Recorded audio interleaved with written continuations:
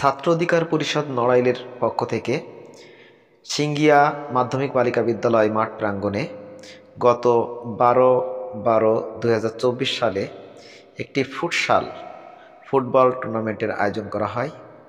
এখানে নড়াইল জেলার গণ্যমান্য ব্যক্তিরা উপস্থিত ছিলেন অ্যাডভোকেট আতাউর রহমান বাচ্চু, জেলা আমির, বাংলাদেশ জামাতে ইসলাম নড়াইল জেলা; আলহাজ মনিরুল ইসলাম, সাধারণ সম্পাদক নড়াইল জেলা বিএনপি; জনাব আব্দুল মালেক, প্রধান শিক্ষক সিঙ্গিয়া মাধ্যমিক বিদ্যালয়; জনাব মাহবুব হোসেন মিলন, সভাপতি যুব অধিকার পরিষদ নড়াইল; জনাব মোহাম্মদ আল হাবিব, সভাপতি শ্রমিক অধিকার পরিষদ নড়াইল; জনাব আনিসুজ্জামান সোহাগ, সভাপতি ছাত্র অধিকার পরিষদ নড়াইল; জনাব আলামিন খালাসি, সাধারণ সম্পাদক যুব অধিকার পরিষদ নড়াইল; জনাব মোহাম্মদ সুজন মোল্লা, শিক্ষক অ্যাম্বিশন প্লাস কোচিং সেন্টার; জনাব ইমাম হোসেন সেলিম, সাবেক আহ্বায়ক গণ অধিকার পরিষদ নড়াইল; সার্বিক ব্যবস্থাপনায় জনাব মোহাম্মদ মাজদুল ইসলাম,